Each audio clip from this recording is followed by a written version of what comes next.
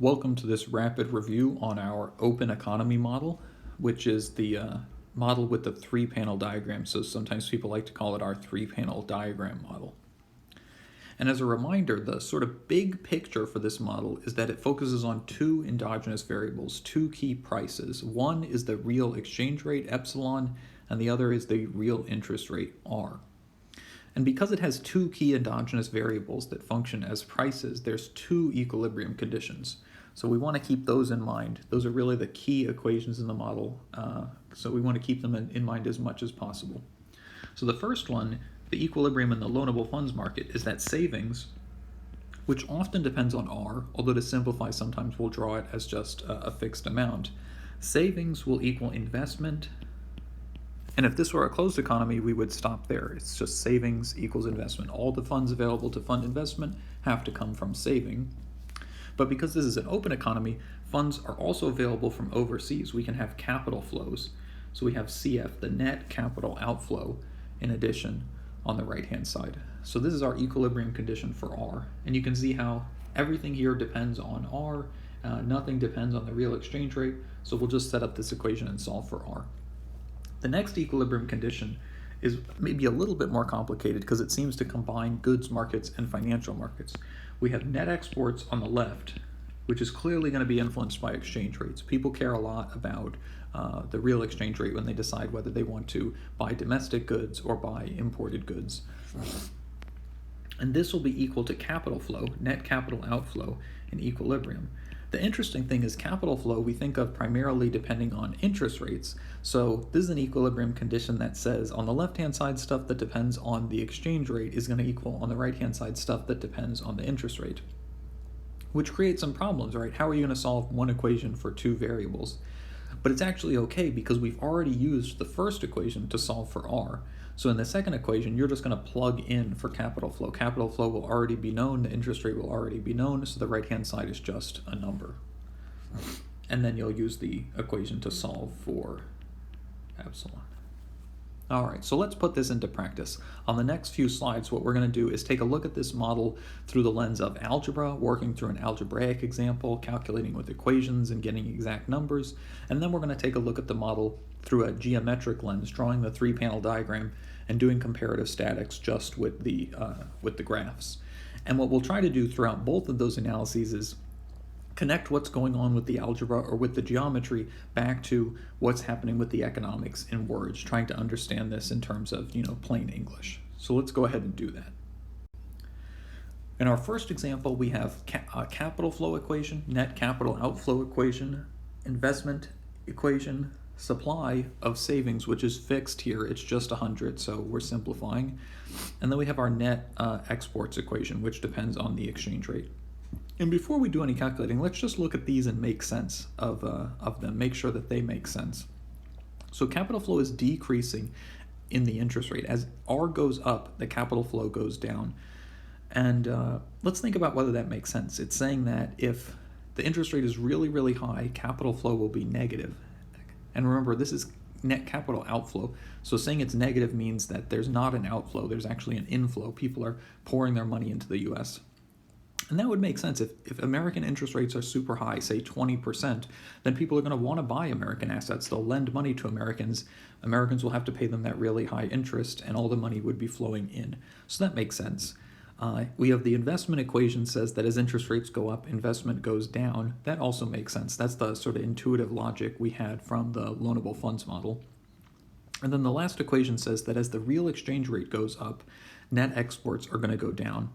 And remember, the real exchange rate tells us it's basically how expensive is stuff overseas versus the US, where if it's bigger than 1, it means stuff is cheaper overseas, and if it's less than 1, it means stuff is cheaper in the US. So the US is going to be doing a lot of exporting if its stuff is cheap, which means it'll do a lot of exporting when epsilon is small. And as epsilon gets bigger and bigger and bigger, it's going to export less and less because American goods are getting relatively more expensive. So this equation also makes sense. All the equations make sense in sort of like when you translate them into words, these relationships into words, they fit with our economic intuition. Now let's go ahead and apply the equilibrium conditions. So the first one is that S equals I plus CF. So S we can just plug in, we're told is 100. I is 200 minus 25R. And net capital outflow is 100 minus 75R. So we'll group terms. We have 100 equals 300 minus 100R. We'll move the 100R to the left and move everything else to the right. So we'll get 300 minus 100 is 200. And then we'll divide everything by 200. So we get R is 2. And we've solved for the interest rate. R is 2. Generally, when people do algebraic analysis like this, so when they say R is 2, what they have in mind is not R is 2, but more like R is 2%. Strictly speaking, if R is 2%, we should have R equals 0.02, but it's just tradition that people write examples like this, so keep that in mind. All right, so now that we found R, we can apply our second equilibrium condition, which is that Nx equals Cf. So Nx is 100. Actually, before we go on and do this, let's take what we have with R and plug it in and get our values of I and Cf. So we know that a lot of the time we'll indicate star to indicate this is like the equilibrium value. So we know S star is 100. That was just a given. But we can find I star and Cf star by plugging in for R. So if R is 2, then I is 200 minus 25 times 2. So 200 minus 50, or 150. And Cf we can get by plugging in R. So we get 100 minus 75 times 2 is 150. So 100 minus 150 is negative 50. So now let's go ahead and plug in that negative 50 for Cf into that next equation that says Nx will equal Cf in equilibrium. So we get Nx is 100 minus 100 epsilon equals Cf, which is negative 50. We'll put all the numbers on the left-hand side. So we get 150 equals 150 epsilon. So epsilon is 1.5. And that's the equilibrium value. And then we can get Cf star by plugging this in to get, not Cf star. We already have Cf star. We can get Nx star by plugging in epsilon star into our Nx equation. So it'll be 100 minus 100 times 1.5, 100 minus 150, so negative 50. And our equilibrium condition was that Nx and Cf are equal in equilibrium. So it's reassuring to see that Cf star was negative 50 and Nx star was negative 50, so they match up. If we checked that and they didn't match up, then we knew we sort of did something wrong with the algebra. All right, so this is the algebraic way of using the model. We've set up the two equations, found the equilibria, plugged it back in and got numbers for I star, Cf star, and so on. Now we're going to use a sort of graphical, geometric approach of working with the exact same model, and it's useful for doing different types of questions and different types of analysis. So the starting point for the geometry point of view is with this so-called three-panel diagram. The first panel is going to be that loanable funds equilibrium. It's the geometric equivalent of S equals I plus Cf. The second panel is just going to be focused on capital flow, and the last panel will be the second equilibrium, the one that says net exports equals net capital outflow. So we'll set up the diagram.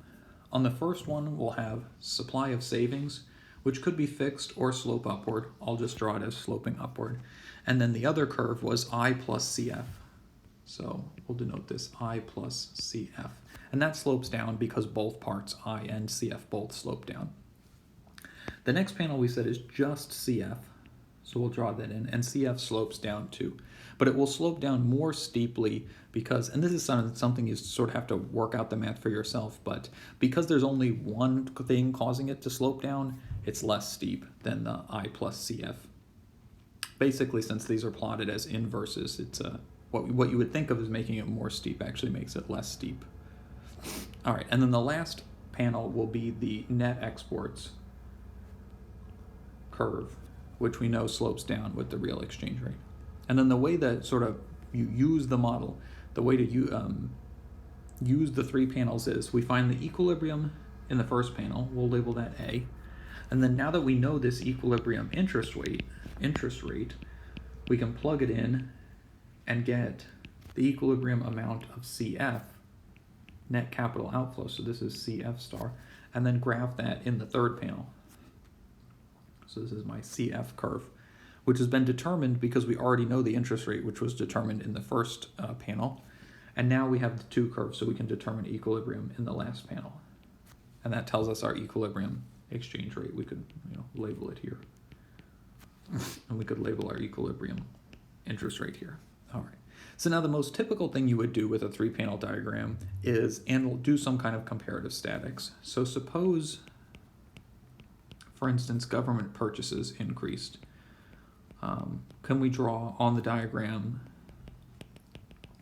new curves to show what's going on? And the first step, there's really two key skills to this, so let's list them up in the top. The first skill is using the diagram, and that's what we're going to practice here, and what we were practicing doing before when we drew all the diagrams. But the second skill is recognize curve shifts, and this is the second skill you want to build up. You want to build them up in this order: recognize shifts. So that's what we'll have to apply now. Suppose G increases. How does that affect these curves? Does that have something to do with investment, with capital flows, with net exports, with savings?